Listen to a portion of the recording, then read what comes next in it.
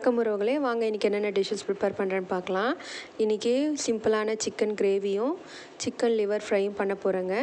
இதுக்கு சிக்கன் கிரேவிக்கு சிக்கன் எடுத்திருக்கேன். நான் எண்ணெய் எதுவும் சேர்க்கலை. வெறுமனே மஞ்சத்தூள், மிளகாத்தூள், தனியாத்தூள், உப்பு, கருவேப்பிலை, கொத்தமல்லி சேர்த்து பச்சை வாசனை போகிறதுக்கு நான் வதக்கிட்டுருக்கேங்க.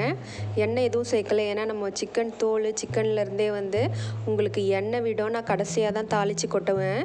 இப்போ இதுக்கு நம்ம அந்த விழுது அரைக்கணுங்க. அதுக்கு இஞ்சி, பூண்டு, மிளகு, சீரகம், சோம்பு, பச்சை மிளகா இதை நல்லா விழுதாக அரைச்சி இப்போது அந்த சிக்கன் கிரேவி கூடயே நம்ம சேர்த்து அதையும் பச்சை வாசனை போகிற அளவுக்கு நம்ம நல்லா வதக்கி விட்டுக்கலாங்க. அப்புறமா இப்போது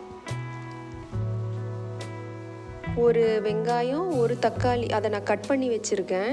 அதையும் இது கூட சேர்க்கணும். அப்புறமா இந்த மிக்ஸி ஜார்லேயே ஒரு 2 வெங்காயம், 2 தக்காளி சேர்த்துருக்கேங்க.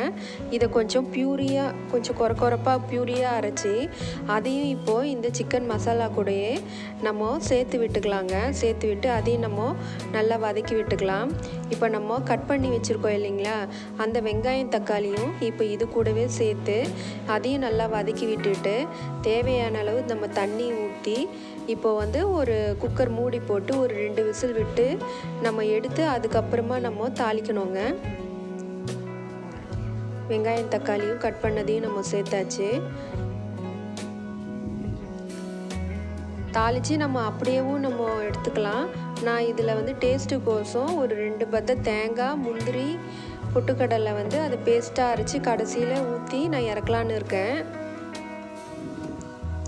இப்போது இந்த சிக்கன் லிவர் மசாலாவுக்கு மிளகு, சீரகம், சோம்பு, இஞ்சி, பூண்டு, பச்சை மிளகா கொரப்பாக அரைச்சிருக்கேங்க. கொரப்பாக அரைச்சிருக்கேன். அது எடுக்கலை. அது கூடவே இப்போ ஒரு வெங்காயம் தக்காளி சேர்த்து கொரப்பாக அரைக்க போகிறேன். இந்த சிக்கன் பிரெஸ்ட் பீஸு, தோல், லிவர் எடுத்துருக்கேன். அதுக்கு நம்ம மஞ்சத்தூள், மிளகாத்தூள், தனியாத்தூள், உப்பு, கருவேப்பிலை, கொத்தமல்லி, தயிர் சேர்த்துருக்கேன். அப்புறமா இப்போ நம்ம கொரப்பாக அரைச்ச இந்த மசாலா வெங்காயம், தக்காளி, இஞ்சி, பூண்டு, மிளகு, சீரகம், சோம்பு, பச்சை மிளகாய் இது எல்லாத்தையும் நல்லா நம்ம பெசரி விட்டுட்டு எண்ணெய் எதுவும் சேர்க்கலைங்க. இந்த தோல் சிக்கன்லேருந்தே எண்ணெய் விடும். அந்த எண்ணெயிலே நம்ம வதக்கிக்கலாம். இப்போ இது எல்லாத்தையும் நல்லா நம்ம மேரினேட் பண்ணி கலந்து விட்டாச்சு. இதை அப்படியே நம்ம மூடி போட்டு குக் பண்ண போகிறோங்க. இதுலேயே நல்லா தண்ணி விடும், இதுலேயே எண்ணெய் விடும். இந்த தண்ணியும் எண்ணெயிலையுமே நம்ம நல்லா இதை வதக்கி எடுக்க போகிறோம். இப்போது அந்த சிக்கன் நல்லா வெந்திருக்கும். இப்போ அதுக்கு தேங்காய், முந்திரி, அந்த பொட்டுக்கடலை நான் எடுத்திருக்கேன். இதை பாருங்கள். இது இந்த குழம்பு எப்படி இருக்குது பாருங்கள். கொஞ்சம் சிக்கன் தண்ணி குழம்பு மாதிரி. இதுவும் செம்ம டேஸ்ட்டாக தாங்க இருக்கும். இப்படியே கூட நம்ம யூஸ் பண்ணலாம்.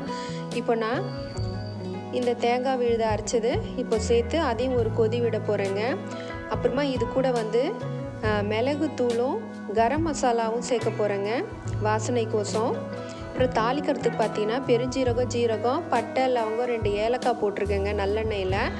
அதை தாளித்து இப்போது அதையும் இது கூட நம்ம கொட்டிக்கலாங்க. கொட்டிட்டு பாருங்கள் மிளகுத்தூள் கொஞ்சம் கரம் மசாலா சேர்த்து அதையும் நம்ம நல்லா கலந்து விட்டு ஒரு கொதி விட்டு இறக்குனா நம்மளோட சிக்கன் கிரேவி, சிக்கன் குழம்பு ரெடி ஆகிடுங்க.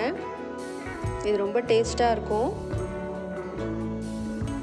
நான் எண்ணெய்ன்னு பார்த்தீங்கன்னா ஒரு 2 ஸ்பூன் எண்ணெயில் தான் தாளித்து கொட்டினேன். மற்ற எல்லா எண்ணெயுமே அந்த சிக்கன்லேருந்து வந்தது தான். இந்த பக்கம் பாருங்கள். இந்த தண்ணி எல்லாம் நல்லா சுண்டி வெந்து வந்துருச்சுங்க. இந்த நம்மளோட சிக்கன் லிவர் மசாலா. இப்போது இதுக்கும் நான் பெப்பர், கரம் மசாலா, கொஞ்சமாக வெறும் மிளகாத்தூள் சேர்த்துருக்கேன்.